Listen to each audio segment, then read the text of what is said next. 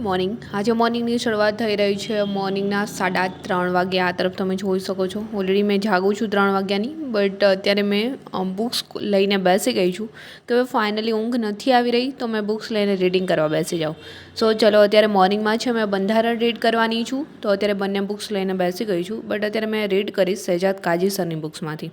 કેમ કે લેક્ચર છે મેં કાલે અટેમ્પ્ટ કર્યા હતા સો લેક્ચર જોયા પછી અત્યારે જે બુક્સ રીડ કરીશ જે લેક્ચર જોયા હોય એ જ ટોપિક મેં રીડ કરીશ સો ફટાફટથી રિવાઇઝ થઈ જાય સો ચલો આ તરફ મોર્નિંગમાં જ મેં મારું રીડિંગ સ્ટાર્ટ કરી દઈશ કોઈ પૂછ્યું હતું કે તમારું ટાઈમ ટેબલ છે અમારી જોડે શેર કરો તમે જે ટાઈમ ટેબલ બનાવીને રીડિંગ કરતા હોય તો અમારી જોડે શેર કરો સો એમનો વિડીયો મેં કાલે અપલોડ કરી દઈશ બટ મારા ટાઈમ ટેબલની અંદર આ મોર્નિંગમાં જે બ્રહ્મ મુહૂર્તની અંદર મેં રીડિંગ કરી રહી છું બહુ જ વહેલા જાગીને એ ઇન્ક્લુડ નથી થતું એ જ્યારે બી મારી ઊંઘ ખુલે છે ત્યારે મને ઊંઘ નથી આવતી ત્યારે મેં રીડિંગ કરવા બેસી જાઉં છું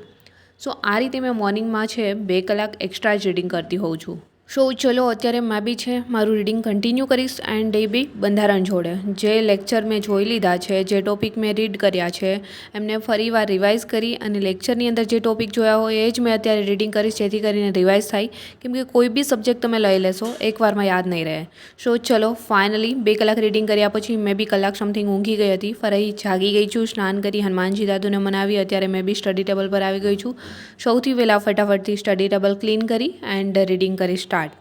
સો આ રીતે જ મોર્નિંગ શેડ્યુલ મારું રહેતું હોય છે કંઈક એન્ડ મોર્નિંગ આ જ રીતે થતી હોય છે લેટમાં લેટ મેં 8 વાગે તો જાગી જ જતી હોઉં છું એન્ડ તબિયત ખરાબ હોય તો વાત અલગ છે કે 9 સમથિંગ ક્યારેક થઈ જતા હોય છે બટ જ્યારે બી ઊંઘ ખુલે ત્યારે મેં રીડિંગ કરવા તો બેસી જ જાઉં છું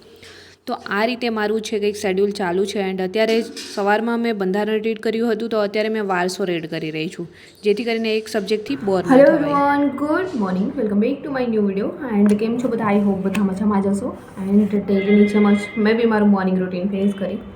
એન્ડ અત્યારે આવી ગઈ છું સ્ટડી ટેબલ પર બટ મેં મારું રીડિંગ સ્ટાર્ટ કરું એ પહેલાં તમારી જે બી કમેન્ટ્સ આવી રહી છે એમના થોડા આન્સર બી આપી દો કે જે લોકો બુક્સ વિશે બહુ વધારે કમેન્ટ્સ કરી રહ્યા છે કે ગ્રાઉન્ડ તો પાસ કરી લીધું હવે બુક્સ કઈ રીડ કરવી સો બુક્સ માટે તમે છે જે સબ્જેક્ટ માટે બુક્સ છે તમે પરચેસ કરવા માગતા હોય પહેલાં બુક સ્ટોરે જાઓ અલગ અલગ બુક્સ બધા પબ્લિકેશનની આવતી હોય છે મારી પાસે ઓલમોસ્ટ છે યુવા ઉપનિષદની છે એ બી તમારે જોઈ લેવાનું છે કેમ કે એ બુક્સ એટલા માટે સારી છે કે એમાં લખાણ સારું છે એટલા માટે રીડિંગ કરવામાં બેસ્ટ રહેશે સો અલગ અલગ પબ્લિકેશન એમાં બી વર્લ્ડ બોક્સની બી છે મારી પાસે GCRTની યુવાની બી છે એન્ડ આ મેં ડેલી રીડ કરું છું તો તમને ખ્યાલ જ છે NCERT GCRT માસ્ટર આઈસની બુક રિવાઇઝ કરવા માટે બેસ્ટ બુક છે રીડિંગ થઈ ગયું છે તો રિવિઝન કરવા માટે બેસ્ટ રહેશે સો આ રીતે તમે કોઈ બી પબ્લિકેશનની બુક લેવા માગો છો તો બુક સ્ટોર પર જઈ અડધી કલાક જેવો સમય નીકાળી પહેલાં પ્રોપરલી બુક ચેક કરો તમારું સિલેબસ અંદર કવર થઈ જાય છે કે નહીં રીડ કરવામાં તમને બુક ફાવે એમ છે કે નહીં એમની મેથડ ફાવે એમ છે કે નહીં સો આ રીતે ચેક કર્યા પછી જ બુક તમે પરચેસ કરો એન્ડ તેમ છતાં બી મેં જેટલી બી બુક્સ રીડ કરી રહી છું એમનો ટાઈમ નીકાળીને મેં એક વિડીયો છે તમારી જોડે અપલોડ કરી દઈશ સો ફાઇનલી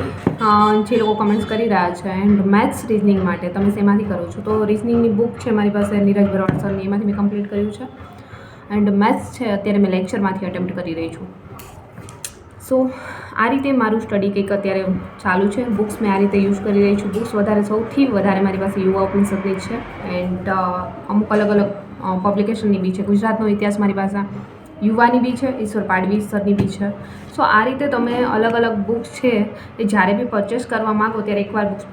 બુક સ્ટોર પર જઈને ચેક કરીને ત્યાર પછી પરચેસ કરવી જોઈએ સો ફાઇનલી ચલો મેં બી મોર્નિંગમાં જ અત્યારે મારું રીડિંગ છે સ્ટાર્ટ કરી દઈશ બહુ વધારે સમય બરબાદ નહીં કરીએ કેમ કે સમય તમારો અને મારો બંનેનો કિંમતી છે સો ફટાફટથી મારું રીડિંગ મેં સ્ટાર્ટ કરીશ આજે મેં મોર્નિંગમાં રીડ કરવાની છું સાંસ્કૃતિક વારસો અત્યારે એક જોડે મેં 3 વિષય કરી રહી છું સાંસ્કૃતિક વારસો વિજ્ઞાન એન્ડ બંધારણ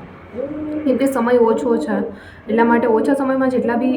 વિષય છે કવર થાય એ રીતે કરવાના છે સાઈડમાં મેથ્સ રીડિંગ તો છે જ સો અત્યારે રીડિંગમાં મેં આ 3 સબ્જેક્ટ છે એ કવર કરીશ મારું રીડિંગ કંઈક આ રીતે ચાલુ છે એન્ડ મેં બી અત્યારે આ રીતે સબ્જેક્ટ છે કવર કરવાની કોશિશ કરી રહી છું ઓલમોસ્ટ તો બધા લોકો કમેન્ટ્સ કરી રહ્યા છે કે તમારું સિલેબસ કેટલું કમ્પ્લીટ થયું છે તો હાફ થયું છે એન્ડ હાફ બાકી છે બટ એ બી ટૂંક સમયમાં થઈ જશે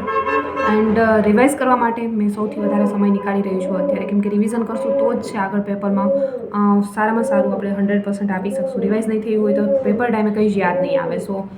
મેં બી એ જ રીતે અત્યારે કોશિશ કરી રહી છું કે જલ્દીથી જલ્દી મારું સિલેબસ કવર થઈ જાય એન્ડ પાછળ રિવાઇઝ બી થતું જાય સો ચલો અત્યારે મેં બી મારું રીડિંગ છે સ્ટાર્ટ કરી દઈશ એન્ડ આગળ તો મેં તમારી જોડે મારું સ્ટડી રૂટીન શેર કરતી જ રહું છું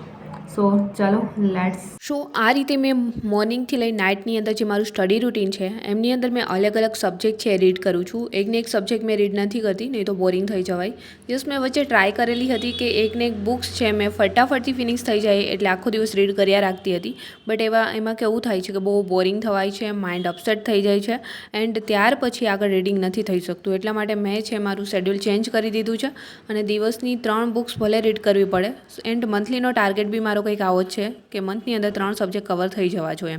ત્યારે જઈને છે ફૂલ સિલેબસ કવર થશે એક્ઝામ આવે ત્યાં સુધીમાં. જસ્ટ બચ્યા છે 2 મંથ. સો એ જ રીતે પ્રિપરેશન કરીશું. સો અત્યારે ચલો મેં બી રીડિંગ કરતાં બપોરનો સમય થઈ ગયો છે. આ તરફ મારું ટિફિન બી આવી ગયું છે. સો ફટાફટથી મેં બી જમી લઈશ, વધારે ટાઈમ વેસ્ટ નહીં કરું. એન્ડ જમીને આ તરફ મારી દવાઓ બી લઈ લઈશ. થોડી તબિયત ખરાબ રહેતી હતી, ખાસ તો કંઈ નહીં. ડૉક્ટરને બતાવ્યું તો કહ્યું કે ડિહાઇડ્રેશન થઈ ગયું છે, રીડિંગ કરતાં પાણી પીવાનું રાખજો. મને યાદ નથી આવતું પાણી નથી પીતા એટલા માટે આ થયું છે એવું કહેતા હતા, કેમ કે મને ચક્કર આવી રહ્યા હતા. સો મેં તમને જણાવી દઉં, મને તો યાદ નહોતું આવતું. બટ રીડિંગ કરતી વખતે તમે બી આ રીતે ધ્યાન રાખજો. પાણી નહીં પીઓ તો બહુ ડિહાઇડ્રેશન થઈ જશે. મને તો થઈ ગયું છે.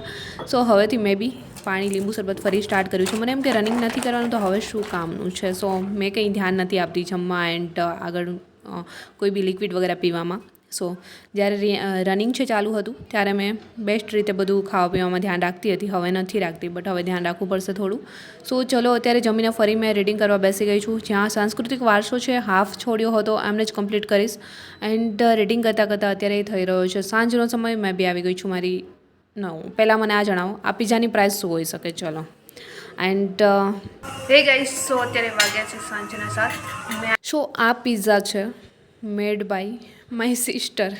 મારી સિસ્ટરે ઘર પર જ બનાવ્યા છે એન્ડ દેશી પિઝા. બટ જોઈ શકો છો કેટલા સુપર્બ છે. એન્ડ ચલો મેં બી આ પિઝાનો આનંદ ઉઠાવીશ. મને પિઝા બિલકુલ પસંદ નથી, બટ મારી સિસ્ટર બનાવે છે, મને બહુ ભાવે છે. બહાર તો મેં ક્યારેય ખાધા જ નથી. એન્ડ આજનો વ્લોગ બી મેં અહીંયા જોડે સમાપ્ત કરીશ. જલ્દી મળીશું મારા ન્યૂ વિડીયો સાથે. ત્યાં સુધી બધાને બાય એન્ડ ટેક કેર.